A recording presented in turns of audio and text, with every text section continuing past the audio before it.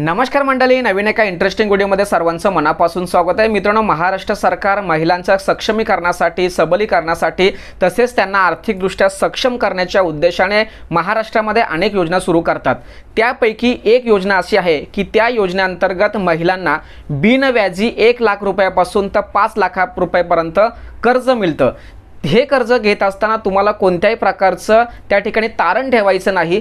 सरसकट सहज पद्धतीने तुम्हाला या योजनेच्या अंतर्गत ही रक्कम तुमच्या व्यवसायासाठी, तुमच्या कुटुंबासाठी वापरता येणार आहे। या योजनेचा तुम्हाला लाभ घ्यायचा असेल तर कागदपत्र कोणते लागतात, तुम्ही पात्र असणार आहात किंवा नाही, नेमकी पात्रता कोणती, त्याचबरोबर हे अर्ज कोणत्या कार्यालयामध्ये जमा करायचे, ऑफलाईन अर्ज सादर करायचा की ऑनलाईन अर्ज सादर करायचा, A to Z माहिती आपण या व्हिडिओमध्ये जाणून घेणार आहोत। व्हिडिओला सुरुवात करण्यापूर्वी चॅनलवरती जर नवीन असाल तर कृपा करा चॅनलला सबस्क्राइब करा। अशाच महत्त्वपूर्ण अपडेट या चॅनलवरती येत असतात। चला तर मित्रांनो, व्हिडिओला सुरुवात करूया। तर मित्रांनो, केंद्र सरकारने 2023 साली देशामध्ये लखपती दीदी योजना सुरू केली।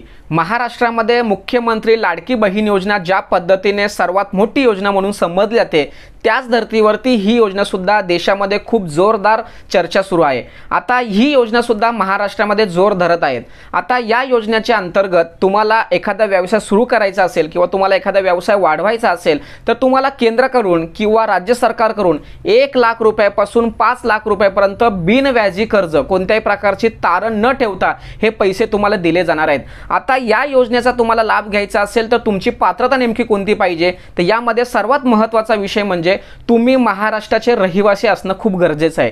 तुमचं रेशन कार्डमध्ये नाव असणं आवश्यक आहे।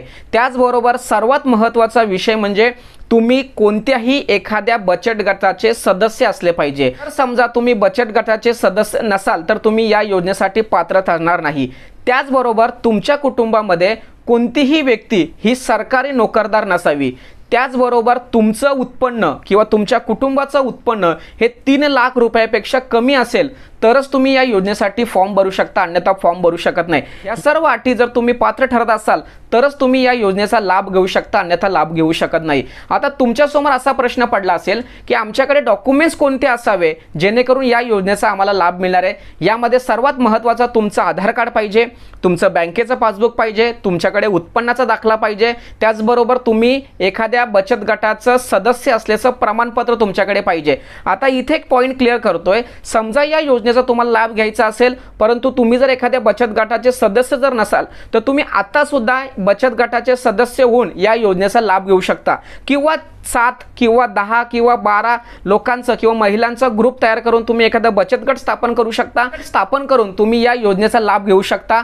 यामध्ये सर्वात महत्त्वाचा विषय तुम्हाला अर्ज कुठे करायचा, तर अर्ज करण्यासाठी येथे तुम्हाला ऑनलाईन पद्धतीने अर्ज करायचा नाही, तुम्हाला ऑफलाईन पद्धतीने अर्ज करायचा आहे। आता अर्ज करण्यासाठी तुम्हाला तुमच्या तालुका लेवलला किंवा तुमच्या जिल्हा लेवलला बचत गटाचे प्रादेशिक ऑफिस असतात।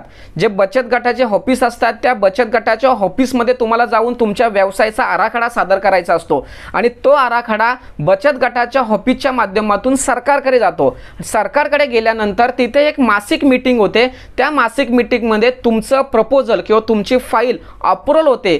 त्यानंतर हे प्रकरण डायरेक्ट बँकेकडे येतं आणि बँकेमधून तुम्हाला या योजनेचा लाभ मिळतो। अशा पद्धतीने तुम्हाला या योजनेचा लाभ घेण्यासाठी या सिस्टमने, या प्रोसेसने तुम्हाला जावं लागणार आहे।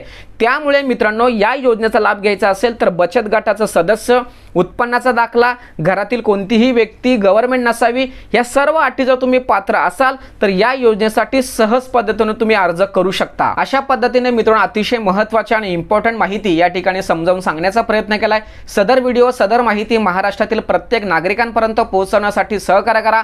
तोपर्यंत धन्यवाद। जय हिंद, जय महाराष्ट्र।